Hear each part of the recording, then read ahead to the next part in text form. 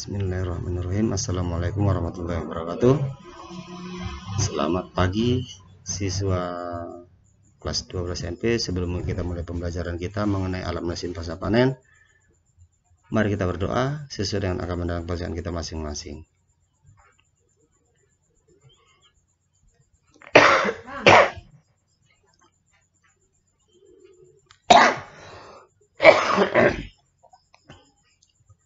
Alhamdulillahirrahmanirrahim.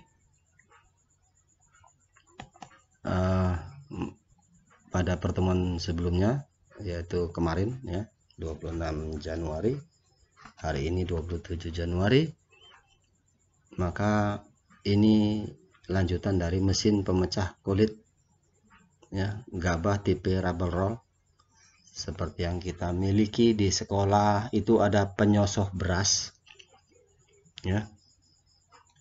Mesin penyosoh yang umumnya digunakan di Indonesia adalah mesin tipe friksi Jet-Peller. Ini sudah Bapak sampaikan kemarin. Inilah jenisnya seperti ini, gambarnya seperti ini di gambar 3 ini. Maka ini hasilnya ya. Beras putih hasil proses penyosohan kemudian perlu dipisahkan menurut kelompok mutunya, yaitu beras utuh, beras kepala sebagai mutu terbaik, beras patah sebagai mutu kedua, dan beras menir sebagai mutu ketiga. Meniran yang kecil-kecil ya. Kemudian tingkat-tingkat beras tadi itulah hasil dari penyosohan beras yang jenisnya nanti bisa dibeda-bedakan. Beras yang bagus, yang utuh, kemudian yang setengah, kemudian yang kecil-kecil meniran ya, kecil dia. Maka dalam pengemasan umumnya menggunakan karung 50 kilo, ada yang 30 kilo ya, ada yang 20 kilo, ada yang 10 kilo, dan paling terkecil adalah yang 5 kilo, bahkan ada yang dalam plastik 1 kiloan ya. Karena lapisan masyarakat ini kan nggak semuanya sama, ada kalangan menengah ke atas, menengah ke bawah, dan ekonomi lemah ya. Makanya dibuatlah seperti itu. Nah, ini mesin pengayak beras ya, dengan saringan bertingkat dari hasil proses pemisahannya. Maka di gambar yang di atas ini mutu yang bagusnya, kemudian ini mutu yang nomor 2, ini yang kecil-kecil beras meniran, ini pengayaannya. Maka ini gambar mesinnya ya. Maka hasilnya tadi. Nah, RMU atau Rice Milling Unit ya. Bila ditinjau dari konstruksinya, mesin-mesin penggiling padi dapat dibagi menjadi dua, yaitu RMU dan RMP, Rice Milling Plant. Perbedaan yang mendasar di antara keduanya adalah ukuran, kapasitas, dan aliran bahan. Aliran bahan itu tempat pengisian penyosohan beras dari atas itu akan berbeda. Penggilingan padi yang lengkap kadangkala dilengkapi dengan pembersih gabah sebelum masuk mesin pemecah kulit, dan pengumpul ya, dedak sebagai hasil sampingan dari proses penyosohan. Kenapa hasil sampingan? Karena dedaknya juga bisa laku terjual. Contohnya untuk makanan ternak ya. Kemudian Rice Milling Unit merupakan jenis mesin penggilingan padi generasi baru yang kompak dan mudah dioperasikan. Seperti tadi di atas itu gambarnya seperti itu, karena di sekolah kita juga ada, juga sudah kita lihat, nanti bisa kita praktekkan ya. Mudah-mudahan Allah izinkan kita pandemi COVID ini cepat berlalu, kita bisa tatap muka seperti biasa, normal baru, dengan tetap mematuhi peraturan pemerintah melalui protokol kesehatan ya. Nah, RMU rata-rata mempunyai kapasitas kecil ya.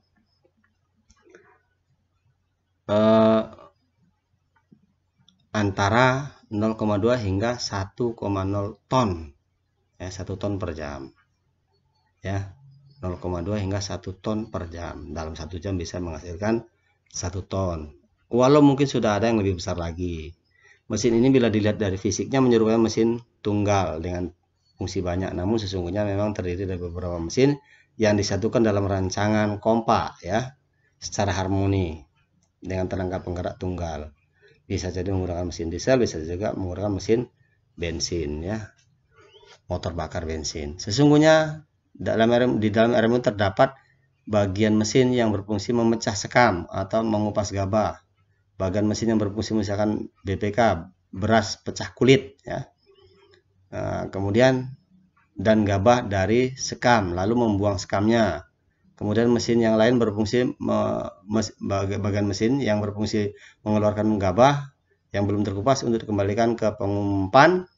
Bagian mesin ini berfungsi menyosoh dan mengumpulkan dedak, dan bagian mesin yang berfungsi melakukan pemutuan berdasarkan jenis fisik beras, maka beras utuh, beras kepala, dan beras patah dan beras menir.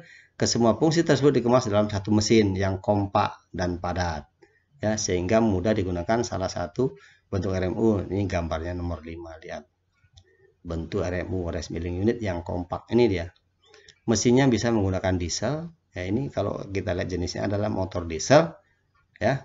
Di sini ada penyosohnya, pemisahnya langsung jadi, ya.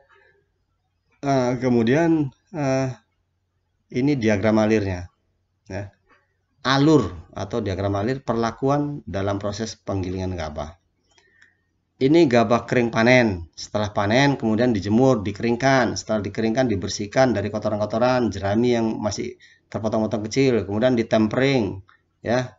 Di tempering ini sampai pada penyusutan tertentu. Kemudian ini sekam, ini RMU, ini dedak. Maka kemudian penimbangan, kemudian pengemasan. Setelah selesai maka bisa dipasarkan. Nah, rice milling plant. Pada prinsipnya RMU dan RMP ini adalah dua nama yang sama bila ditinjau dari segi fungsi, yaitu mesin-mesin penggilingan padi yang berfungsi mengkonversi gabah kering menjadi beras putih yang siap untuk dikonsumsi. Bila RMU merupakan mesin yang kompak dengan banyak fungsi, maka RMP merupakan jenis mesin penggilingan padi yang terdiri dari beberapa unit mesin yang terpisah satu sama lain untuk masing-masing fungsinya dalam proses penggilingan beras. Karena terpisah, unit-unit pada RMP dapat memiliki kapasitas yang berbeda, sehingga waktu operasional tiap unit tidak sama untuk jumlah padi yang sama. Hal ini bukan merupakan masalah, hanya memerlukan penjadwalan yang lebih baik untuk operasional dan perawatan unit-unit yang terpisah tersebut. Namun demikian, ya, aliran bahan dapat dijalankan secara otomatis bila mesin-mesin dari RMP merupakan satu set mesin yang sama dari industri manufaktur yang sama. Perbedaan lain yang lebih penting pada RMP dibandingkan dengan RMU terletak pada kapasitas gilingnya. RMP biasanya memiliki kapasitas yang lebih besar dari RMU, yaitu 1 hingga 5 ton per jam. Disitulah letak beda yang paling nyata, ya. Kalau jenisnya hampir sama. Untuk menggiling padi dengan jumlah dan lama waktu giling yang sama akan dibutuhkan jumlah mesin berkapasitas giling kecil yang lebih banyak dibandingkan dengan mesin berkapasitas giling yang besar. Kalau yang tadi bisa menghasilkan 5 ton, yang satunya cuma 1 ton, berarti butuh mesin yang kecil-kecil 5 untuk bisa sama dengan yang 5 ton per jam, ya. Untuk 1 jam 1 ton, maka untuk mesin kecil memerlukan 5 mesin. Nah, di sini ada alur perlakuan dalam proses penggilingan gabah keras pada RMP. Dia karena jumlahnya terpisah-pisah, jadi banyak dia, maka dia bentuknya seperti ini, ya. Sedangkan alur perlakuan dalam proses penggilingan gabah beras pada rice milling plant diperlihatkan gambar 8. Nah, ini dia.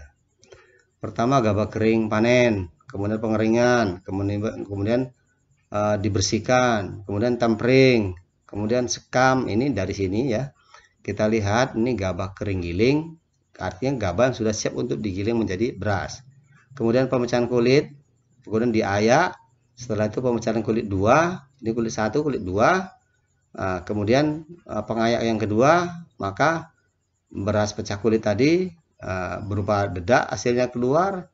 Setelah itu disosok, setelah disosok ditimbang, kemudian disosok ini dipilih, dibersihkan lagi, kemudian ditimbang, kemudian dikemas. 50 kilo, 30 kilo, bahkan sampai ada yang kiloan, 5 kiloan, ya, 1 kiloan. Nah, Bapak rasa cukup sekian dulu, ya, proses pengolahan gabah menjadi beras ini. Nanti kita lanjutkan di kesempatan yang berikut. Ini sampai di sini dulu, ya. Mudah-mudahan Allah memberikan ridho atas ilmu yang kita pelajari hari ini, dan ilmu ini bisa menyerap di otak kita. Demikian, walhamdulillahirabbil alamin. Assalamualaikum warahmatullahi wabarakatuh.